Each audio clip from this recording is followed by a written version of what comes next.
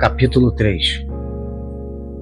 Como eles labutaram e suaram para trazer o feno, mas seus esforços foram recompensados, pois a colheita foi um sucesso ainda maior do que eles esperavam. Às vezes o trabalho era duro.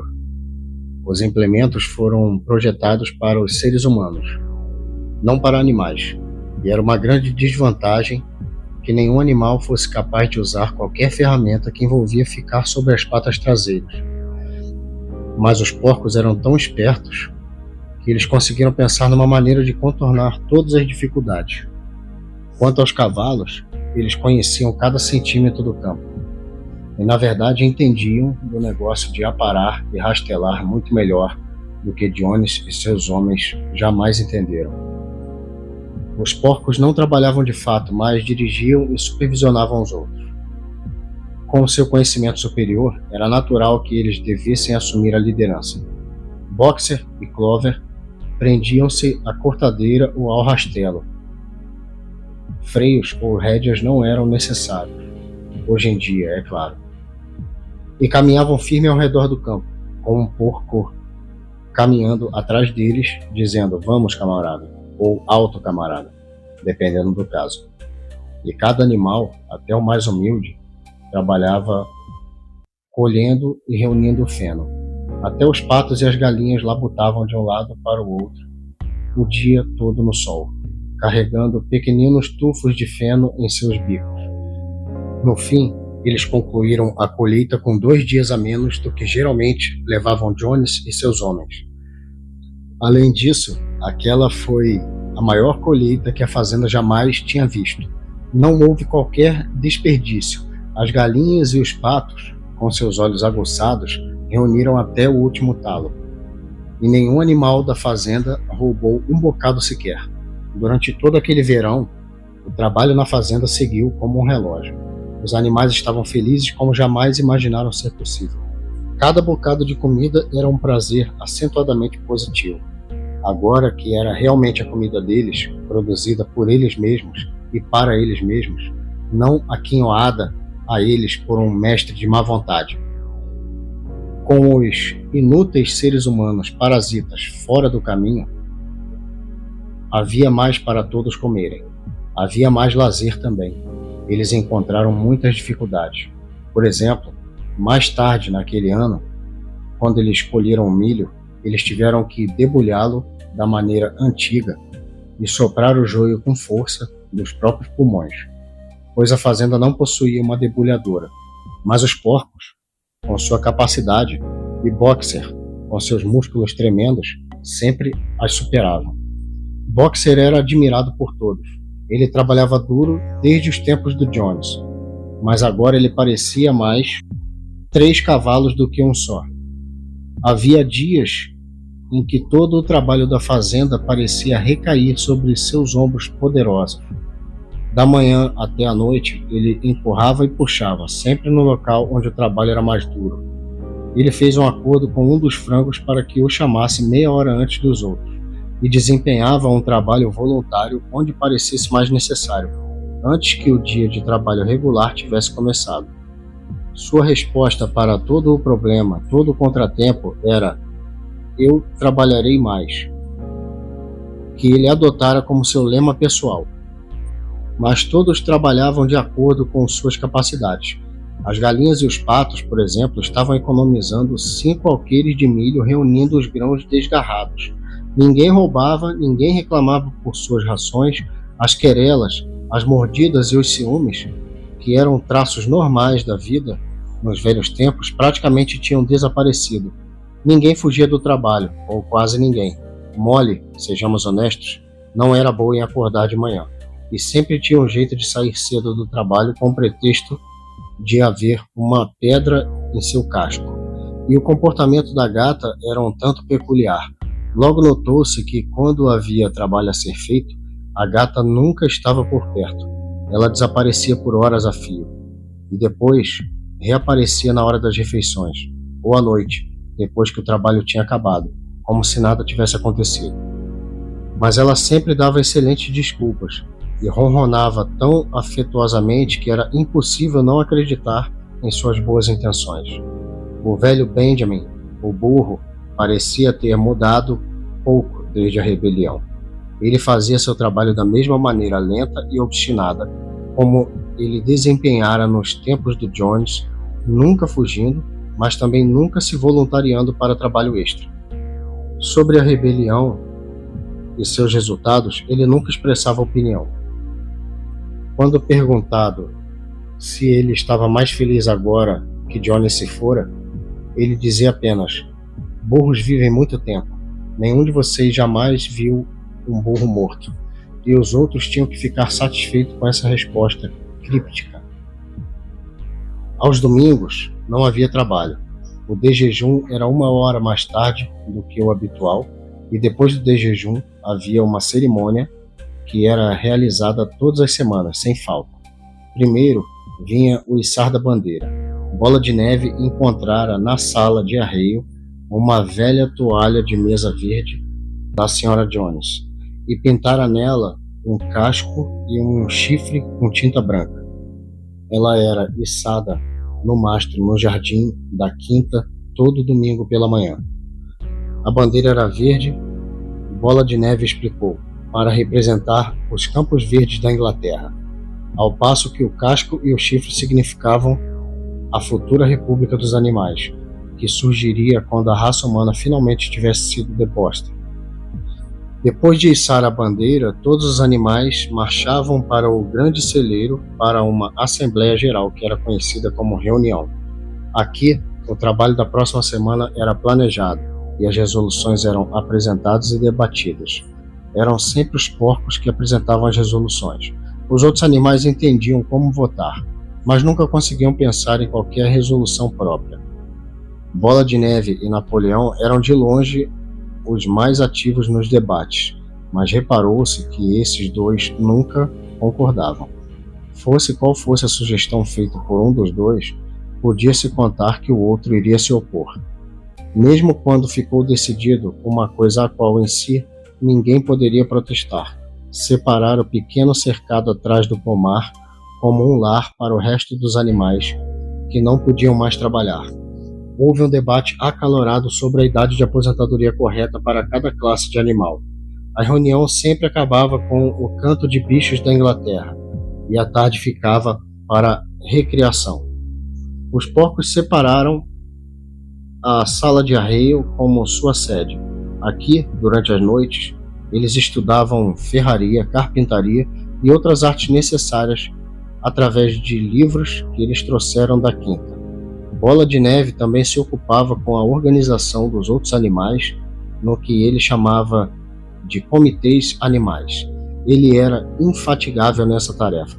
Ele formou o Comitê da Produção de Ovos para as galinhas, a Liga das Caudas Limpas para as vacas, o Comitê da Reeducação dos Camaradas Selvagens. O objetivo deste era domesticar ratos e coelhos. O Movimento da Lã Branca para as ovelhas e vários outros, além de instituir aulas de leitura e escrita. No geral, todos esses projetos foram um fracasso.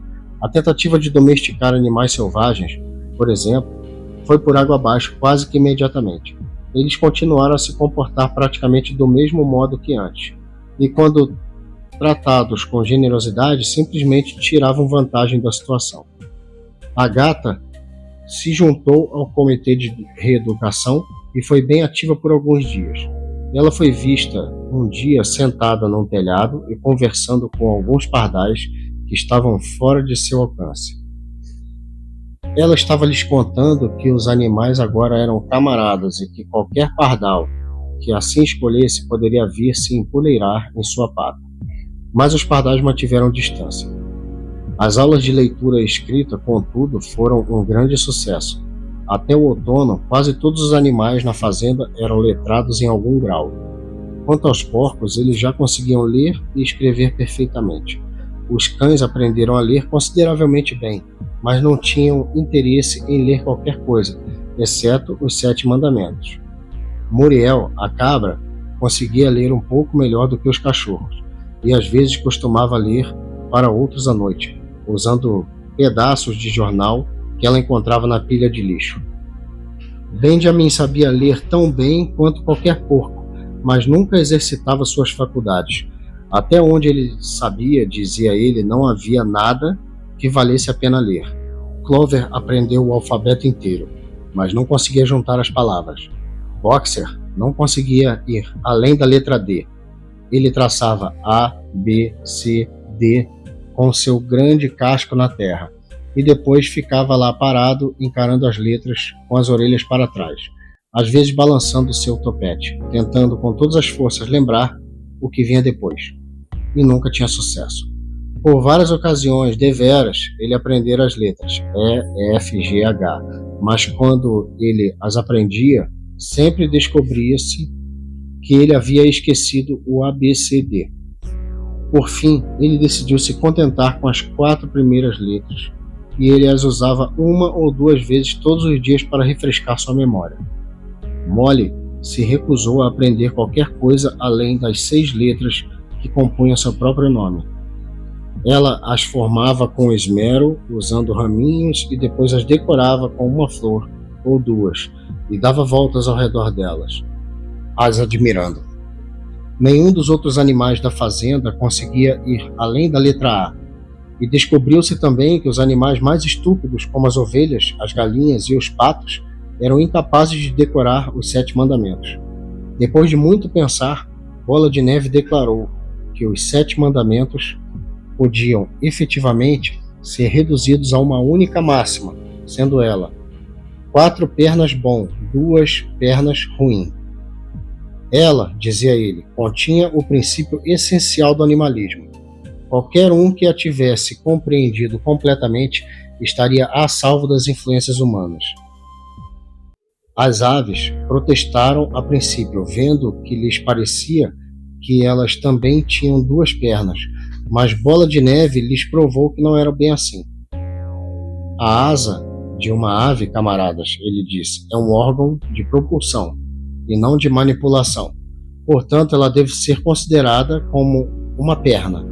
A marca distintiva do homem é a mão, o instrumento com o qual ele pratica toda a sua maldade. As aves não entenderam as palavras compridas do Bola de Neve, mas elas aceitaram sua explicação, e todos os animais mais humildes se puseram a trabalhar para decorar a nova máxima. 4 pernas bom, 2 pernas ruim. Foi escrito na parede dos fundos do celeiro, acima dos 7 mandamentos, e com letras maiores. Uma vez tendo aprendido de cor, as ovelhas desenvolveram um grande gosto pela máxima, e frequentemente, quando estavam deitadas no campo, elas começavam a balir: 4 pernas bom, 2 pernas ruim, 4 pernas bom, 2 pernas ruim, e continuavam assim por horas a fio, nunca se cansando disso. Napoleão não se interessava pelos comitês do Bola de Neve. Ele dizia que a educação dos jovens era mais importante do que qualquer coisa que poderia ser feita por aqueles que já tinham crescido. Acontece que Jessie e Bluebell deram cria logo após a colheita do feno, gerando, no total, 9 cachorrinhos robustos. Assim que foram desmamados, Napoleão os tirou de suas mães, dizendo que ele se responsabilizaria pela educação deles. Ele os levou para um sótão que só poderia ser acessado pela escada da sala de arreio, e lá ele os manteve em tamanha reclusão que logo o resto da fazenda se esqueceu da existência deles. O mistério do destino do leite logo foi esclarecido. Ele era misturado todos os dias ao farelo dos porcos. Primeiras maçãs agora amadureciam, e a grama do pomar estava coberta por frutos caídos. Os animais presumiram, logicamente, que elas seriam divididas igualmente. Um dia, contudo, veio a ordem de que todos os frutos derrubados pelo vento fossem coletados e trazidos à sala de arreio para uso dos porcos. Sobre a questão, alguns dos outros animais resmungaram, mas foi inútil. Todos os porcos estavam de total acordo nessa questão, até Bola de Neve e Napoleão. Garganta foi enviado para dar as explicações necessárias aos outros. Camaradas, ele bradou, vocês não imaginam, espero eu, que os porcos estão fazendo isso por espírito de egoísmo e privilégio. Muitos de nós, para falar a verdade, não temos gosto por leite e maçãs. Eu mesmo não tenho. Nosso único objetivo ao tomar essas coisas é preservar nossa saúde. Leite e maçãs, e isso fora provado pela ciência, camaradas, contém substâncias absolutamente necessárias para o bem-estar de um porco. Nós, porcos, somos trabalhadores intelectuais. Todo o gerenciamento e organização da fazenda dependem de nós. Dia e noite nós cuidamos do bem-estar de vocês. É pelo bem de vocês que nós bebemos aquele leite e comemos aquelas maçãs. Vocês sabem o que aconteceria se nós, porcos, fracassássemos com o nosso dever? Jones voltaria. Sim, Jones voltaria. Por certo, camaradas, gritava a Garganta, quase implorando, saltitando de um lado para o outro e balançando seu rabicho. Não há um entre vocês que queira ver Jones voltar. Agora, se havia uma coisa da qual os animais tinham completa certeza, era de que eles não queriam Jones de volta. Quando a questão lhes foi posta sobre esta luz, eles não tiveram mais nada a dizer. A importância de manter os porcos saudáveis era óbvia demais. Então, ficou concordado, sem mais discussão, que o leite e as maçãs derrubados pelo vento, e também a safra principal das maçãs, quando elas tiverem amadurecido, deveriam ser reservados somente para os porcos.